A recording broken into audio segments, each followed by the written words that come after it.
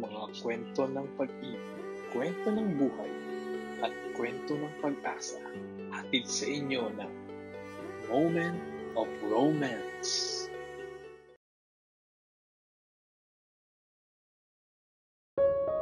Paano nga ba natin masasabi na ang lalaking nakatadhana sa atin ay siya na? Naniniwala ka ba na ang pag-ibig ay kusa talagang dumarating nang hindi natin kailangang hanapin? Itago niyo na lang ako sa pangalang Leslie. Tubong Manila at nagmula sa isang broken family. Pareho nang may asawa ang mga magulang ko. At ngayon ay masaya na sila sa piling ng kani-kanilang pamilya. Nasa high school naman ako noon nang magdesisyon ang mga ito na maghiwalay. Palibhasa ay walang araw noon ang dumaan nang hindi sila nag-aaway. Kesyo konting bagay ay hindi sila magkasundo. At kahit nag-iisa lang nila akong anak, ay pati ang pagkupkup sa akin ay pinagtatalunan rin nila. Nakakalungkot man isipin, ay ramdam kong ni isa sa kanila ay walang gustong kumuha sa akin. Marahil ay nakaplano na ang buhay nila sa kanilang magiging bagong pamilya. Ganun pa man, mabuti na nga lang ay nagpresenta si Tita Jana na kapatid ni Mama na maiwan na lang ako sa kanya. Tutal naman daw ay wala siyang pamilya dahil hindi na ito nakapag-asawa pa. Napapayag naman niya nun sila Mama at Papa na sa kanya na nga lang ako tumira. Pero syempre, kahit wala ako sa poder nila, ay obligasyon pa rin naman ng aking mga magulang na pag-aralin ako at ibigay ang mga pangangailangan ko. Sa bagay namang yun ay hindi nagkulang ang mga ito. Kaya naman, kahit wala nung trabaho si Tita Jana, ay nakapagtapos pa rin ako ng pag-aaral. Well, mayroon namang maliit na negosyo noon si Tita Jana. Ang kaso ay napabayaan niya ito dahil nagkaroon siya ng malalang karamdaman. At nakakalungkot man isipin, ay iyon din ang naging dahilan ng maaga niyang pagkamatay. Kung kaya't hindi pa man ako nakakagraduate noon sa kolehiyo, ay natuto na akong mag-isang mamuhay. Inalok naman ako noon nila Mama na tumira sa kanila. Pero mas ginusto ko na lang din na manatili na lang sa bahay ni Tita Jana. Alam ko kasing hindi rin ako tanggap ng pamilya nito. Kahit pa nga sabihin niyang welcome naman ako sa bahay nila. Isa pa ay kaya ko rin namang mamuhay mag-isa. Dahil pinalaki akong independent ni Tita Jana. Kaya naman wala ka ako silang dapat isipin sa akin. Basta ang mahalaga ay ibinibigay nila ang mga pangangailangan ko. Sa bagay na yon ay wala namang mintis ang sustento nila sa akin. Kaya't sa awa ng Diyos ay natapos ko rin ang aking pag-aaral. Nakapagtapos nga pala ako ng kursong Computer Science. At pagka-graduate ay maswerte namang napasok sa isang kumpanya. Simula noon ay hindi na ako tumanggap pa ng sustento sa aking mga magulang. Sapagkat may kakayahan na rin naman na ako nung bilhin ang mga gusto ko. Medyo malaki rin naman kasi ang sinasahod ko sa aking trabaho. At dahil wala naman akong pamilyang kailangan bigyan, ay buo kong natatanggap ang aking sweldo. Kaya naman masasabi kong kaya ko na talaga nung bilhin ang mga gusto ko. Bukod doon ay nakakapag-ipon pa ako.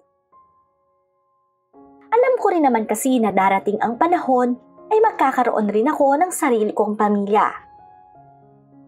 At sa bagay na yon ay kailangang handa ako. Ayoko kasing matulad ako sa aking mga magulang na pagkatapos mag-asawa ay maghihiwalay din. Kaya naman ang naging resulta ay lumaki ako ng broken family. Walang magulang na nag-alaga at gumabay sa akin. Ganun pa man, sa isang banda ay masasabi kong naging maswerte pa rin naman ako. Kahit na hindi naging buo ang pamilyang kinalakihan ko. Sapagkat naging maayos pa rin naman ang buhay ko. Kahit na ang tiya Jana ko lang ang nakasama ko. Kaya naman sa aking pag-aasawa at pagpapamilya, ay handa kong gawin ang lahat para hindi matulad ang mga anak ko sa akin. At sa pagpili ng lalaki na magiging ama ng mga anak ko, ay syempre ang gusto ko naman ay responsable at family-oriented. Ang kaso, hindi pala ganun yun kadali. Hindi pala ganun kadali na mangarap ng isang buo at masayang pamilya. Lalo na nga kung ang lalaking matatagpuan mo ay siya pa ang haliging wawasak sa pundasyon na binuo mo. Mabilis na lumipas ang panahon at patuloy lang ako sa pagtatrabaho. Sa unang buwan ko sa trabahong pinasukan ko ay talaga namang naging busy ako. Sapagkat may mga bagay muna akong dapat matutunan tungkol sa company. Nung una ay nag-training muna ako at isa si Joseph sa nagturo sa akin doon. Mabait ito at binata. Kaya naman habang tinuturuan niya ako, ay panay ang kantsaw ng mga kasamahan namin doon. Dahil ang sabi nila ay bagay raw kami nito. Well, para sa akin ay may datingan naman si Joseph. Pero hindi ko nga lang siya type. Medyo mahiyain kasi ito at tahimik. Katangian na parang hindi ko bet sa lalaki. Tingin ko kasi sa mga ganong lalaki, ay para bang kapag may gulo ay hindi nila ako kayang ipagtanggol. Kaya naman, kahit banay ang parinig nila sa amin, ay tinatawanan ko lang ang mga ito. Hoy Joseph, ayun na si Leslie oh. Di ba may sasabihin ka? Rinig kong sabi ni Ate Jenny, isa sa aming mga katrabaho. Ano ka ba, Ate Jenny? Mamaya na lang. Kinakabahan pa ako eh. Anya naman ni Joseph dito na narinig ko rin. Hindi naman kasi kalayuan ang pwesto nila sa akin. Pero kahit na ganun ay patay mali siya lang ako. Hanggang sa isang araw ay hindi ko inaasahan na tototohanin ni Joseph ang panliligaw sa akin. Nagulat na nga lang ako nang abutan niya ako noon ng isang bouquet of flowers nang walang okasyon. At nang tanungin ko naman siya kung para saan iyon, ay wala naman itong masabi. Basta narinig ko na lang sa mga kasama namin doon na gusto raw ako nitong ligawan. Ang kaso nahihiya daw siya. Kaya naman, pilit ko na lang tinanggap ang bigay nitong bulaklak. At saka hinintay na siya ang magsabi sa akin noon.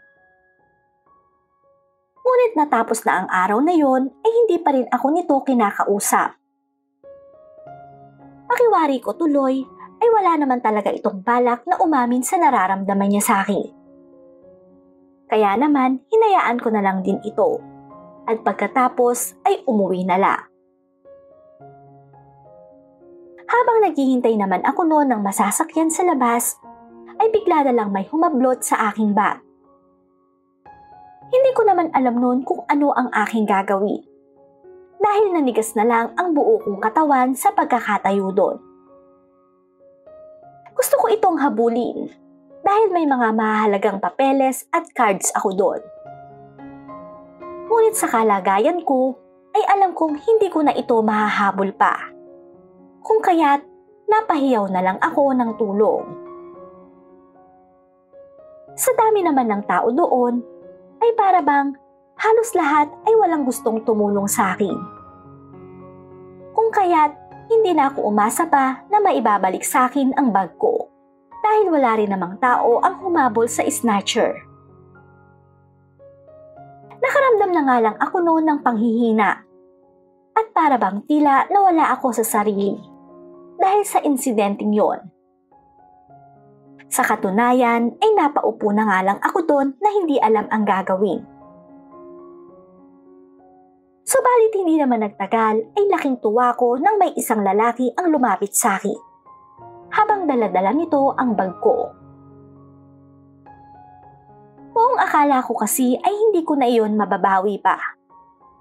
Pero nang makita ko ang lalaki na hawak iyon, ay halos magtatalon talaga ako sa tuwa.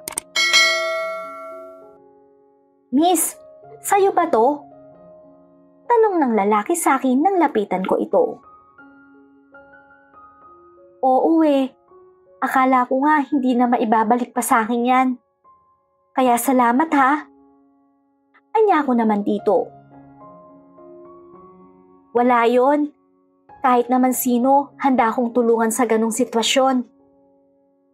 Wika pa ng lalaki na siyang nagpahanga sa akin. "Ganun ba? Salamat talaga ha. Paano ba kita mababayaran?" Tanong ko naman dito na hindi alam ang sasabihin. "Hindi na kailangan, miss. Basta mag-ingat ka na lang palagi. Kasi sa panahon ngayon, marami na talagang masasamang tao. Wala silang pinipiling bibiktimahin." Pahayag pa nito. Noong mga sandaling yon ay nakahinga na ako ng maluwag. Pero bago iwanan ng lalaki, ay inaya muna ako nito sa isang restaurant dahil mukha raw talaga akong na-stress. Pinagbigyan ko naman siya. Sa katunayan ay nagustuhan ko rin naman ang idea niyang yon para kahit papano ay makabawi rin ako rito. Ngunit nang magpresenta naman akong magbayad sa aming nakain, ay pilit niya lang iyong tinanggihan. Kaya naman, hinayaan ko na lang din na siya na nga ang magbayad. Nung gabing yun ay marami rin kaming napagkwentuhan ni Julius. At nalaman ko na isa pala siyang sundalo na kakadestino lang malapit dun sa pinagtatrabahuhan namin. Simula naman noon ay naging magkaibigan na kami ni Julius. At hindi ko rin inaasahan na liligawan niya ako. Dahil naman sa tapang at lakas ng loob nito, ay hindi ko na rin napigilan pa ang aking loob na hindi mahulog sa kanya. Lalo na't ipinaramdam talaga niya sa akin na tila ba isa akong prinsesa. Kaya naman nang magtapat siya sa akin, ay sinagot ko na rin siya. At dahil sa bilis ng mga pangyayari, ay wala na akong nagawa pa. Hanggang sa matagpuan ko na nga lang ang sarili ko na pumapayag na sa mga gusto niya. Isa na nga rin doon ang isuko sa kanya ang aking bataan, habang hindi pa kami nito kasal.